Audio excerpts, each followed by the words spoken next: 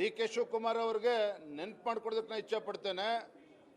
It is ಭಾರತೀಯ Janata party ಸರ್ಕಾರ, BJP ಸರ್ಕಾರ ಇದ್ದಾಗ ಡಾಕ್ಟರ್ ಅಬ್ದುಲ್ ಕಲಾಂ ಅವ್ರನ್ನ ರಾಷ್ಟ್ರಪತಿಗಳನ್ನಾಗಿ ನಾವು ಮಾಡಿದ್ವಿ. ಕಾಂಗ್ರೆಸ್ನವರೆಲ್ಲ ಮಾಡಿರ್ತಕ್ಕಂಥದ್ದು. ಬಿಜೆಪಿ ಸರ್ಕಾರ ಬಂದ ಮೇಲೆ ನಜ್ಮಾ ಹೆಪ್ತುಲ್ಲಾ ರಾಜ್ಯಪಾಲರನ್ನಾಗಿ ಆಯ್ಕೆ ಮಾಡಿದ್ವಿ. ನರೇಂದ್ರ ಮೋದಿಜಿ ಸರ್ಕಾರ ಬಂದ ಮೇಲೆ ಜಸ್ಟಿಸ್ ಅಬ್ದುಲ್ ನಜೀರ್ ಅಂತ ಮಹಾನ್ ವ್ಯಕ್ತಿಗಳನ್ನ ರಾಜ್ಯಪಾಲರನ್ನಾಗಿ ಆಯ್ಕೆ ಮಾಡಿದ್ರು. ಮೊಹಮ್ಮದ್ ಆರಿಫ್ ಖಾನ್ ಅವ್ರನ್ನ ರಾಜ್ಯಪಾಲರನ್ನಾಗಿ ಆಯ್ಕೆ ಮಾಡಿದ್ರು. ಉಸ್ತಾದ್ ಬಿಸ್ಮಿಲ್ಲಾ ಖಾನ್ ಅವ್ರಿಗೆ ಭಾರತ ರತ್ನ ಅಂತಕ್ಕಂಥ ಉತ್ಕೃಷ್ಟ ಗೌರವವನ್ನು ಕೊಟ್ಟಿರ್ತಕ್ಕಂಥದ್ದು ಕಾಂಗ್ರೆಸ್ನವರಲ್ಲ, ನರೇಂದ್ರ ಮೋದಿಜಿ ಸರ್ಕಾರ ನೀಡಿರ್ತಕ್ಕಂಥದ್ದು. ನಾನು ಮೊನ್ನೆ ಡಿ ಕೆ ಶಿವಕುಮಾರ್ ಅವರಿಗೆ ರಾಜ್ಯದ ಮುಖ್ಯಮಂತ್ರಿಗಳಿಗೆ ಕೇಳೋದಕ್ಕೆ ಇಚ್ಛಪಡ್ತೇನೆ. ಇವತ್ತು ಅಲ್ಪಸಂಖ್ಯಾತ ತುಷ್ಟೀಕರಣದ ನೀತಿಗಳು ಇವತ್ತು ನೆನ್ನೆದಲ್ಲ. ಇವತ್ತು ನೆನಪು ಮಾಡಿಕೊಡೋದಕ್ಕೆ ಇಚ್ಛಪಡ್ತೇನೆ. ನಿಮ್ಮ ಪಕ್ಷದ ಶಾಸಕರಾಗಿದ್ದಂಥ ಅಖಂಡ ಶ್ರೀನಿವಾಸ ಮೂರ್ತಿ ಒಬ್ಬ ದಲಿತ ಶಾಸಕ ಮನೆಗೆ ಅವತ್ತು ಮುಸ್ಲಿಂ ಗುಂಡಾಗಳು ಮನೆಗೆ ನುಗ್ಗಿ ಬೆಂಕಿ ಹಚ್ಚಿದ್ರಲ್ಲ, ಎಲ್ಲೋಗಿತ್ತು ನಿಮ್ಮ ದಲಿತ ಕಾಳಜಿ ಅವತ್ತು? ಅಂದರೆ ಮುಸಲ್ಮಾನರಿಗೆ ಖುಷಿ ಪಡಿಸೋದಕ್ಕೋಸ್ಕರ ಯಾವ ಮಟ್ಟಕ್ಕೂ ಕೂಡ ನೀವು ಇಳಿತೀರಿ ಅನ್ನೋದಾದರೆ, ಇವತ್ತು ಎಲ್ಲ ವರ್ಗದಲ್ಲೂ ಕೂಡ ಬಡವರಿದ್ದಾರೆ, ಹಿಂದೂಗಳಲ್ಲೂ ಕೂಡ ಬಡವರಿದ್ದಾರೆ. ನೀವು ಮುಸಲ್ಮಾನರಿಗೆ 4% ಸರ್ಕಾರಿ ಕಾಮಗಾರಿಗಳಲ್ಲಿ ನೀವು ಮೀಸಲಾತಿ ಕೊಡ್ತೀರಿ ಅಂತ ಹೇಳಿದ್ರೆ, ಹಿಂದೂಗಳೇನು ಅಪರಾಧ ಮಾಡಿದ್ದಾರೆ? ಹಿಂದೂಗಳಲ್ಲಿ ಬಡವರಿಲ್ವ ಹಾಗಾದರೆ? ಹಾಗಾಗಿ ಭಾರತೀಯ ಜನತಾ ಪಾರ್ಟಿ ನಮ್ಮ ನಿಲುವು ಸ್ಪಷ್ಟವಾಗಿದೆ. ಇವತ್ತು ಬಿಲ್ಲನ್ನು ಸದನದಲ್ಲಿ ತಂದಾಗ ಸದನದ ಒಳಗಡೆ ಹಾಗೂ ಸದನದ ಹೊರಗಡೆ ಭಾರತೀಯ ಜನತಾ ಪಾರ್ಟಿ ಉಗ್ರ ಹೋರಾಟವನ್ನು ನಾವು ಮಾಡ್ತೇವೆ, ಪ್ರತಿಭಟನೆ ಮಾಡ್ತೇವೆ. ಇದು ತರೋದಕ್ಕೆ ಇಂಪ್ಲಿಮೆಂಟ್ ಮಾಡೋದಕ್ಕೆ ಅವಕಾಶ ನಾವು ಕೊಡೋದಿಲ್ಲ. ಇದು ಸ್ಪಷ್ಟತೆ ನಮಗಿದೆ.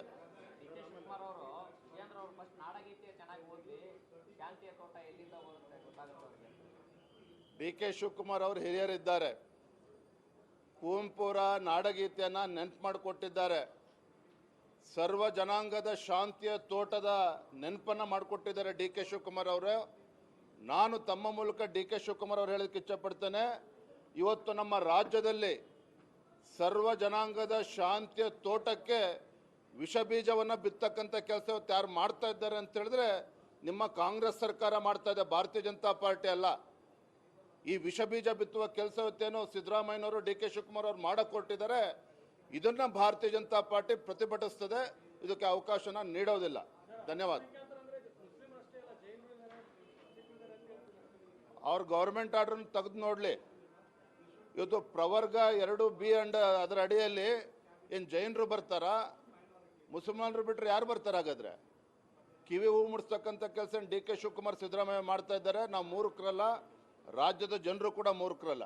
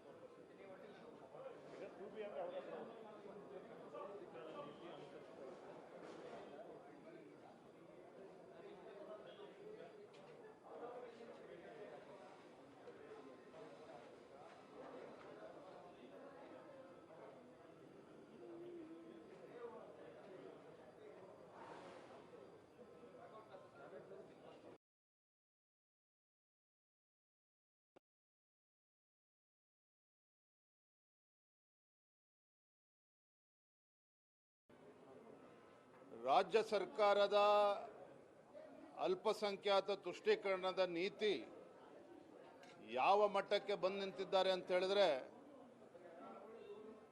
ಸರ್ಕಾರಿ ಕಾಂಟ್ರಾಕ್ಟ್ಗಳಲ್ಲಿ ಕಾಮಗಾರಿಗಳಲ್ಲೂ ಕೂಡ 4% ಮೀಸಲಾತಿಯನ್ನು ಮುಸಲ್ಮಾನರಿಗೆ ಕೊಡ್ತೇವೆ ಅನ್ನುವ ನಿರ್ಧಾರ ಏನು ರಾಜ್ಯ ಸರ್ಕಾರ ಕೈಗೊಂಡಿದೆ. ಕ್ಯಾಬಿನೆಟಲ್ಲಿ ಕೂಡ ಏನು ಪಾಸ್ ಮಾಡಿದ್ದಾರೆ. ಮತ್ತು ಬಿಲ್ಲನ್ನು ಸದನದಲ್ಲೇನು ತರೋದಕ್ಕೆ ಹೊರಟಿದ್ದಾರೆ.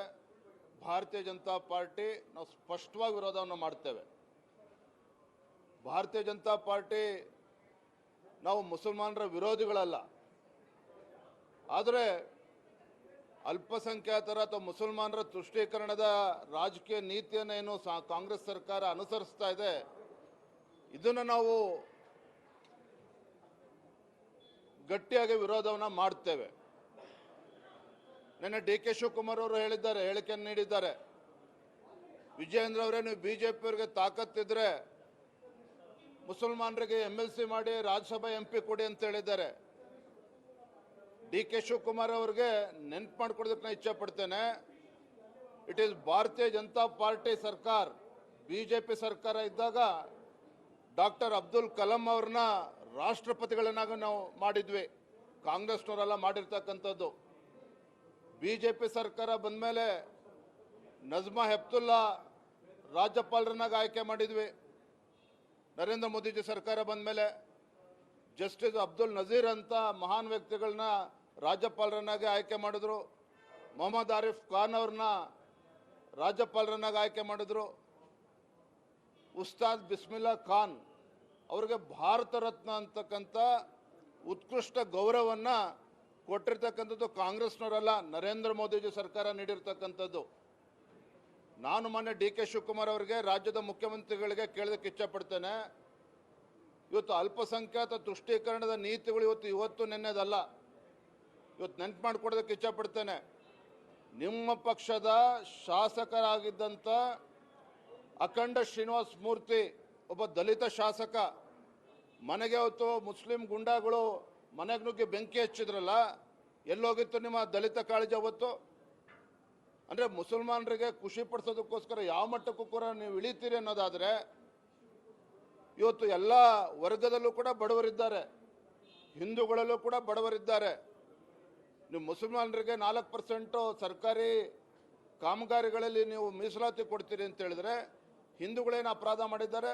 ಹಿಂದೂಗಳಲ್ಲಿ ಬಡವರು ಇಲ್ವಾ? ಹಾಗಾದ್ರೆ ಡಿ ಕೆ ಶಿವಕುಮಾರ್ ಅವರಿಗೆ ನೆನಪು ಮಾಡಿಕೊಡೋದಕ್ಕೆ ನಾನು ಇಚ್ಛೆ ಪಡ್ತೇನೆ.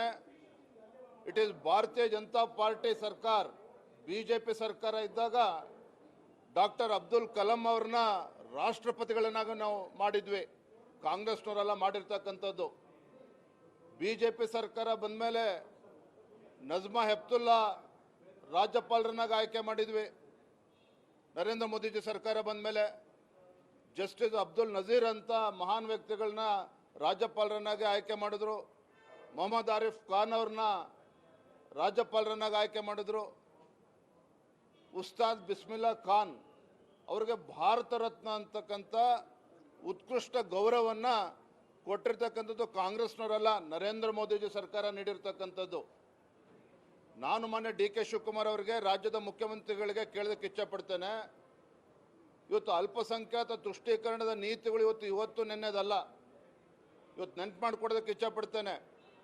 ನಿಮ್ಮ ಪಕ್ಷದ ಶಾಸಕರಾಗಿದ್ದಂಥ ಅಖಂಡ ಶ್ರೀನಿವಾಸ ಮೂರ್ತಿ, ಒಬ್ಬ ದಲಿತ ಶಾಸಕ, ಮನೆಗೆ ಹೊತ್ತು ಮುಸ್ಲಿಂ ಗುಂಡಾಗಳು ಮನೆಗೆ ನುಗ್ಗಿ ಬೆಂಕಿ ಹಚ್ಚಿದ್ರಲ್ಲ, ಎಲ್ಲೋಗಿತ್ತು ನಿಮ್ಮ ದಲಿತ ಕಾಳಜಿ ಅವತ್ತು? ಅಂದರೆ ಮುಸಲ್ಮಾನರಿಗೆ ಖುಷಿ ಪಡಿಸೋದಕ್ಕೋಸ್ಕರ ಯಾವ ಮಟ್ಟಕ್ಕೂ ಕೂಡ ನೀವು ಇಳಿತೀರಿ ಅನ್ನೋದಾದರೆ, ಇವತ್ತು ಎಲ್ಲ ವರ್ಗದಲ್ಲೂ ಕೂಡ ಬಡವರಿದ್ದಾರೆ, ಹಿಂದೂಗಳಲ್ಲೂ ಕೂಡ ಬಡವರಿದ್ದಾರೆ. ನೀವು ಮುಸಲ್ಮಾನರಿಗೆ 4% ಸರ್ಕಾರಿ ಕಾಮಗಾರಿಗಳಲ್ಲಿ ನೀವು ಮೀಸಲಾತಿ ಕೊಡ್ತೀರಿ ಅಂತ ಹೇಳಿದ್ರೆ, ಹಿಂದೂಗಳೇನು ಅಪರಾಧ ಮಾಡಿದ್ದಾರೆ? ಹಿಂದೂಗಳಲ್ಲಿ ಬಡವರು ಇಲ್ವಾ? ಹಾಗಾದ್ರೆ ಹಾಗಾಗಿ ಭಾರತೀಯ ಜನತಾ ಪಾರ್ಟಿ ನಮ್ಮ ನಿಲುವು ಸ್ಪಷ್ಟವಾಗಿದೆ. ಇವತ್ತು ಬಿಲ್ಲನ್ನು ಸದನದಲ್ಲಿ ತಂದಾಗ ಸದನದ ಒಳಗಡೆ ಹಾಗೂ ಸದನದ ಹೊರಗಡೆ ಭಾರತೀಯ ಜನತಾ ಪಾರ್ಟಿ ಉಗ್ರ ಹೋರಾಟವನ್ನು ನಾವು ಮಾಡ್ತೇವೆ, ಪ್ರತಿಭಟನೆ ಮಾಡ್ತೇವೆ. ಇದು ತರೋದಕ್ಕೆ, ಇಂಪ್ಲಿಮೆಂಟ್ ಮಾಡೋದಕ್ಕೆ ಅವಕಾಶ ನಾವು ಕೊಡೋದಿಲ್ಲ.